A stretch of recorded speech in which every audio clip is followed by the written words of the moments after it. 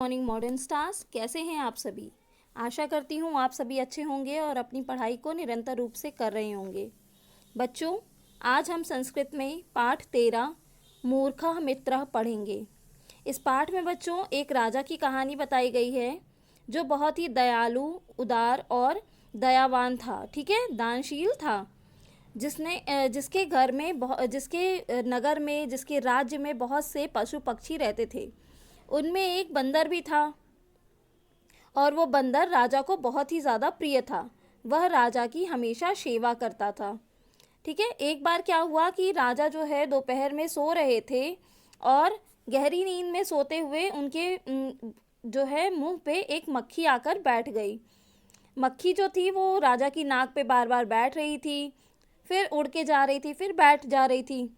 तो ये देख करके बंदर को गुस्सा आने लगा। बंदर ने तलवार लेकर के राजा की नाक पे मार दिया और राजा की नाक कट गई। इसीलिए बच्चों कहा गया है कि हमेशा हमें किससे मित्रता करनी चाहिए? बुद्धिमान व्यक्ति से मित्रता करनी चाहिए। मूर्खों से मित्रता करना सही नहीं होता है। ठीक है, तो ये था हमारा पाठ मूर्खः मित्रः। अब हम बात करते हैं आज के वर्क की। बेटा, सबसे पहले आपका जो वर्क है वो ये है कि आपको ये शब्दार्थ अपनी कॉपी में लिखने हैं। ठीक है, इन शब्दार्थ को आप अपनी कॉपी में लिखेंगे और याद करेंगे। नेक्स्ट जो आपका काम है वो आपका बुक वर्क है। आपको इसको बुक में भरना है। तो सबसे पहले बुक वर्क में देखिए, सही विकल्प पर सही का चिन्ह लगाइए। ठीक है, आपको क्या है, पहले वाले में क्या होगा बच्चों? नगरे। दूसरे में क्या होगा? वानरः। तीसरे में नाशिकाम। चौथे में मूर्खौ और पांचवे में तलवार से। ठीक, ये हो गया आपका सही विकल्प पर सही का चिन्ह लगाइए। नेक्स्ट है आपका रिक्त स्थान की पूर्ति करिए। रिक्त स्थान की पूर्ति में सबसे पहले आप नृपः भरेंगे, फिर पशवः, वानरः, मच्छिका और उसके बाद मित्रता। ठीक है, नेक्स्ट सही कथन पर सही का तथा असत्य पर गलत का चिन्ह लगाइए। ठीक, तो पहला है आपका राजा बहुत ही दुष्ट था, तो गलत, राजा बहुत ही दयालु था, तो ये गलत है। दूसरा क्या है? राजा के नगर में बहुत से पशु पक्षी रहते थे, हाँ ये सही है।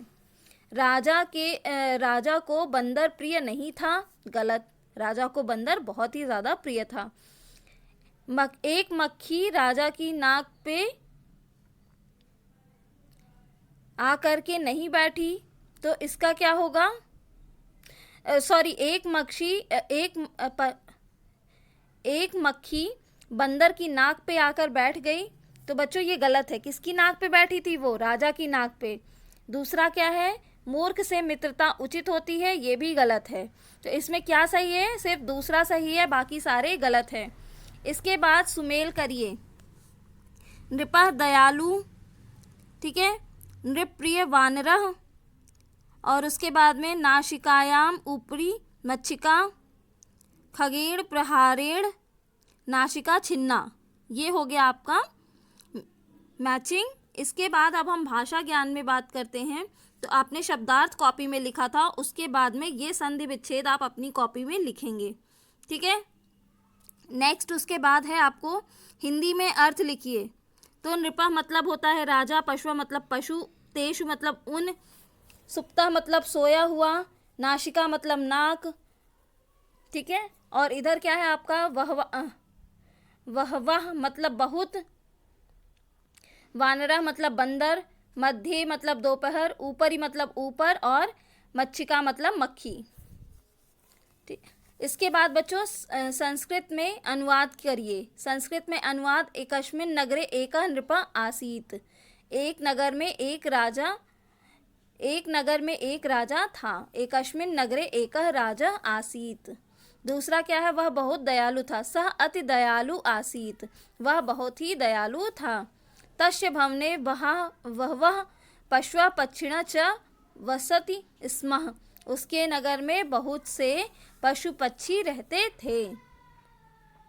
वहाँ एक मक्खी आ गई। एका मच्छिका तत्र अवगत। ठीक, मक्खी राजा की नाक के ऊपर बैठ गई। मच्छिका नृपस्य नाशिका ऊपर आगतः। ठीक, इसके बाद में है आपका मूर्खों से मित्रता करना कठिन नहीं है। इसका क्या होगा? मूर्खैः मित्रता च उचितः न उचितः। ये हो गए